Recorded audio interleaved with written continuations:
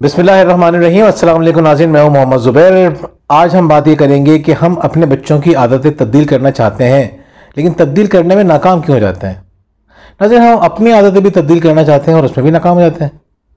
आदतें एक ऐसी चीज़ है, इतनी पावरफुल चीज़ है जो आपकी ज़िंदगी को या तो ऊपर लेके जा रही होती है या नीचे लेके जा रही होती है। आपको अच्छा कामयाब इंसान बना रही होती है या आपको एक नाकाम और बदहाल इंसान बना रही होती है। कोई इंसान क्या होता है, अपनी आदतों के अलावा तो वो कुछ भी नहीं होता। तो अगर आप अपनी आदतों को बेहतर कर रहे हैं तो इसका मतलब ये है कि आपकी ज़िंदगी आगे बेहतर से बेहतर होगी। और अगर आप अपनी आदतों को बेहतर नहीं कर रहे हैं तो इसका मतलब ये कि या तो आप अभी भी बहुत ही ख़राब ज़िंदगी गुजार रहे हैं या इन फ्यूचर आपकी ज़िंदगी ख़राब होगी। मिसाल के तौर पे एक शख्स सेविंग करने की आदत अपना लेता है, रोज़ाना थोड़ा थोड़ा थोड़ा थोड़ा करके बचा रहा होता है, तो एक वक्त आता है कि वो उस थोड़े थोड़े की बुनियाद पे बहुत बड़े बड़े डिसीजन लेने के काबिल हो जाता है। और एक शख्स वो है जो कि कमा तो बहुत रहा है लेकिन इस बात का ख्याल नहीं रख रहा कि उसको कितना सेव करना है। वो खर्च पे खर्च किए जा रहा है, बहुत कमा रहा है, सब कुछ है उसके पास, उसने घर भी बना लिए, उसने जायदाद भी बना ली, लेकिन उसका खुद पे कंट्रोल नहीं है। बाज़ औक़ात अल्लाह ताला का सिस्टम है कि इंसान की ज़िंदगी में कुछ ऐसे काम हो जाते हैं कि उसके पास पैसे बरसना शुरू हो जाते हैं। बहुत सारे लोग होते हैं, लेकिन ये बरसना ख़राब आदतों की वजह से उनको बाद में बदहाल कर देता है। आप अगर अपने इर्द गिर्द नज़र घुमाएंगे तो आपको बेशुमार इस तरह के लोग मिल जाएंगे। आप अगर टीवी पे मुख्तलिफ सेलिब्रिटीज़ के बारे में सुनेंगे या और लोगों के बारे में सुनेंगे तो आपको अंदाज़ा हो जाएगा कि जो लोग ख़राब आदतें रखते थे उनकी ज़िंदगी कितनी बुरी गुजरी। तो नाज़रीन, हम अपनी आदतों की ही वजह से जो कुछ भी हैं। तो अगर आप अपने बच्चों को या अपने आप को बेहतर करना चाहते हैं, 3 बातों का सीधा सा फॉर्मूला है। ये अगर आपने फॉलो कर लिया ना, आप यकीन करें बहुत अच्छी आदतें आपकी ज़िंदगी में आएंगी और आप बहुत सारे टेंशनों से बच जाएंगे। जो लोग बताते हैं ना कि आदतें इस तरह बदलती हैं या बच्चा नहीं बदल रहा, तो आपको आज समझ में आ जाएगा कि बच्चा क्यों नहीं बदल रहा।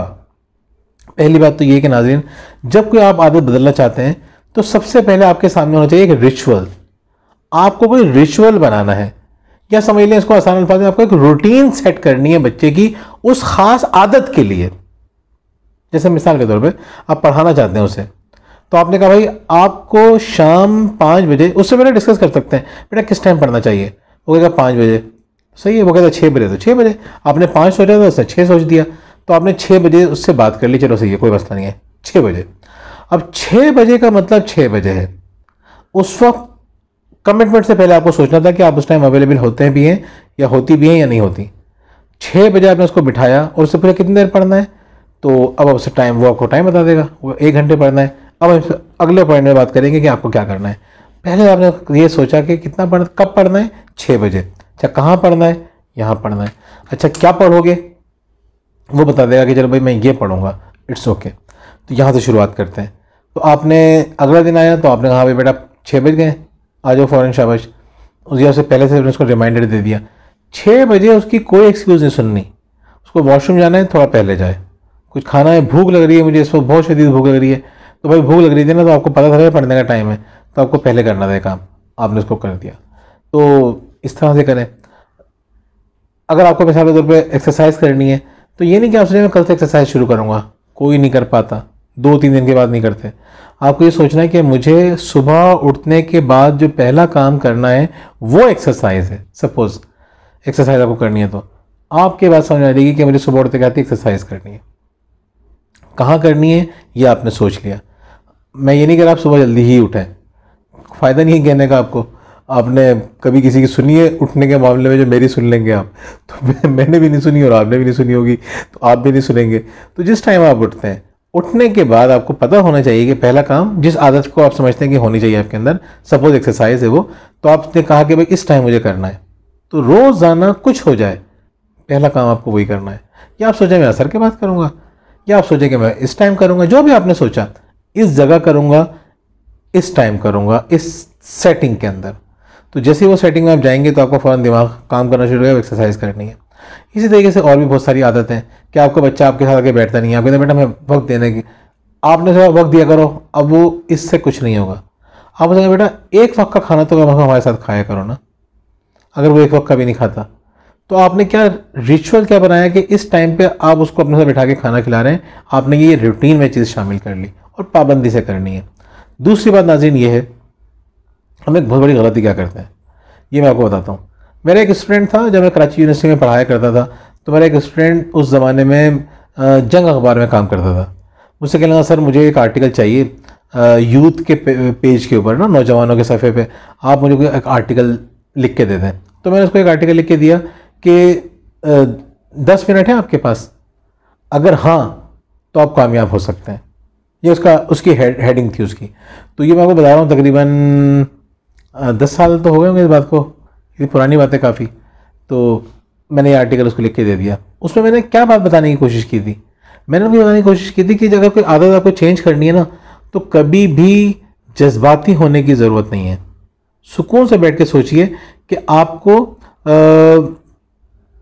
ये काम करना है थोड़ी देर के लिए, यानी 10 मिनट के लिए करना है। आपको रीडिंग करनी है, किताबें पढ़ने की आदत डालनी है। मैं सिर्फ 10 मिनट पढ़ूंगा, 5 मिनट कर लें यार, कोई मसला नहीं है। मैं रोज़ाना सिर्फ 5 मिनट पढ़ूंगा। लेकिन सिस्टम क्या है, वही वाला एक रिचुअल बनाया है, ये पढ़ने का टाइम इस वक्त से इतने बजे तक होगा, सिर्फ 5 मिनट के लिए होगा। रिचुअल बना दें। एक्सरसाइज करनी है, नहीं सोचा मुझे आधे घंटे एक्सरसाइज करनी है, सिर्फ 5 मिनट एक्सरसाइज करनी है, 5 मिनट। बच्चे को पढ़ाना है, बच्चे को बेटा सही है, ज़्यादा नहीं पढ़ना, सिर्फ उसे आज, और अगर बच्चा बिल्कुल भी नहीं पढ़ता तो उस वक्त मैं बता रहा हूँ आपको, सिर्फ 5 मिनट पढ़ लो यार। फोकस्ड होकर 5 मिनट आप उसको देना शुरू कर दीजिए। बोले कल से 6 मिनट कर लेंगे, परसों से 7 मिनट कर लेंगे, रोज़ाना 1-1 मिनट बढ़ाएंगे ना, बच्चे को भी बुरा नहीं लगेगा। बोले यार 5 मिनट तो पढ़ना है, पढ़ लेते हैं। उस 5 मिनट में पूरी तवज्जो के साथ पढ़ें। 5 मिनट पूरे हों, बच्चे अगर उठना जा रहा है तो उठने देते हैं, हो सकता है बच्चा है चलो थोड़ा सा और पढ़ लेता हूँ। ये देखें, ये मिजाज क्या होता है। मिजाज समझ लेंगे ना तो इस पॉइंट को भी बहुत आसानी से समझ लेंगे मिजाज क्या है। आप जब मोबाइल हाथ में लेते हैं ना, आप कहते हैं चलो 2 मिनट देख लेता हूँ मोबाइल, फिर मैं दूसरा काम कर लूँगा। लेकिन 2 मिनट बाद जान छूट जाती है आपकी उससे। वो 2 मिनट बढ़ते बढ़ते 2 घंटे आते हैं बाज़ औक़ात। टीवी का सोचते हैं थोड़ा सा देख लेता हूँ प्रोग्राम, फिर मैं चला जाऊँगा, 5 मिनट देख लेता हूँ। 5 मिनट देखते हैं, फिर आप दोस्तों में बैठे होते हैं, चलो यार 10 मिनट और बैठ जाता हूँ, अभी तो टाइम है, 10 मिनट बैठते हैं हम। ये मिजाज होता है इंसान का, जिस काम में मज़ा आता है ना उसको वो बढ़ाता रहता है टाइम को। तो आपको क्या करना है, उल्टा करना है अपने साथ। सिर्फ 5 मिनट पढ़ना है मुझे। जब रीडिंग करना शुरू करेंगे और आपको मज़ा आना शुरू आएगा, 5 मिनट में दिल भर गया तो कोई मसला नहीं, चले आए। लेकिन आपको दिल जाएगा और पढ़ता हूँ और पढ़ता हूँ और पढ़ता हूँ और पढ़ता हूँ, तो बाजू को तो आप आधे घंटे तक पढ़ेंगे, हो तो 1 घंटे भी पढ़ लें। इस तरह एक्सरसाइज है, आपने 5 मिनट का सोचा है 5 मिनट ही करें। लेकिन अगर वो दिल चाह रहा है थोड़ा सा और कर लेता हूँ, चलो यार 6 मिनट कर लो, 7 मिनट कर लो, ज़्यादा कर लें लेकिन कम नहीं कीजिएगा। वो टाइम आप आहिस्ता आहिस्ता बढ़ाना शुरू कर देंगे, लेकिन टारगेट छोटा रखिए, बड़ा नहीं रखिए। तीसरी गलती तो सब के सब करते हैं, यानी ये बात हम लोगों को समझा के थक गए, वो समझते नहीं है। वो क्या है, वो ये कि आप नताइज की फ़िक्र मत कीजिए, सिस्टम की फ़िक्र कीजिए। अब ये मत सोचिए कि मुझे जो है ये का काम करना है तो रिजल्ट्स क्यों नहीं आ रहे। मिसाल के तौर पे मुझे जो है कोई लैंग्वेज सीखनी है, इतने दिन हो गए मैं क्यों नहीं सीख सका। मुझे अपना वज़न कम करना है तो इतने दिन हो गए मेरा वज़न कम क्यों नहीं हो रहा। या मिसाल के तौर पे बच्चे के अंदर इम्प्रूवमेंट क्यों नहीं आ रही। रिजल्ट्स का नहीं सोचना, आपको सिस्टम को सोचना है कि क्या मैं पाबंदी से ये काम 5 मिनट कर रहा हूं या नहीं कर रहा। अगर आप वो काम पाबंदी से कर रहे होंगे, मुस्तकिल मिजाज से कर रहे होंगे, यकीन करें एक वक्त आएगा कि आपको नहीं पूरी दुनिया को नजर आएगा रिजल्ट। इस मौजू पे लोगों ने बड़ी बड़ी किताबें लिखी हैं। इतनी मशहूर किताब है, उसका नाम है कंपाउंड इफेक्ट।